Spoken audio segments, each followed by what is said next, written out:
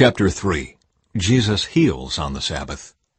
Jesus went into the synagogue again and noticed a man with a deformed hand.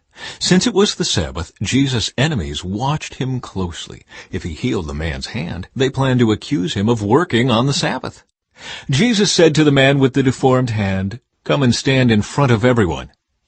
Then he turned to his critics and asked, "Does the law permit good deeds on the Sabbath, or is it a day for doing evil? Is this a day to save life or to destroy it?" But they wouldn't answer him. He looked around at them angrily and was deeply saddened by their hard hearts. Then he said to the man, "Hold out your hand." So the man held out his hand, and it was restored. At once the Pharisees went away and met with the supporters of Herod to plot how to kill Jesus. Crowds follow Jesus. Jesus went out to the lake with his disciples, and a large crowd followed him. They came from all over Galilee, Judea, Jerusalem, Idumea, from east of the Jordan River, and even from as far north as Tyre and Sidon. The news about his miracles had spread far and wide, and vast numbers of people came to see him. Jesus instructed his disciples to have a boat ready so the crowd would not crush him. He had healed many people that day, so all the sick people eagerly pushed forward to touch him. And whenever those possessed by evil spirits caught sight of him, the spirits would throw them to the ground in front of him, shrieking, "You are the Son of God!" But Jesus sternly commanded the spirits not to reveal who he was. Jesus chooses the 12 apostles.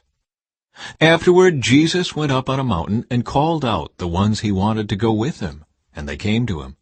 Then he appointed 12 of them and called them his apostles. They were to accompany him, and he would send them out to preach, giving them authority to cast out demons. These are the 12 he chose: Simon, whom he named Peter; James and John, the sons of Zebedee, but Jesus nicknamed them sons of thunder; Andrew, Philip, Bartholomew, Matthew, Thomas, James, son of Alphaeus, Thaddeus, Simon the Zealot, Judas Iscariot, who later betrayed him.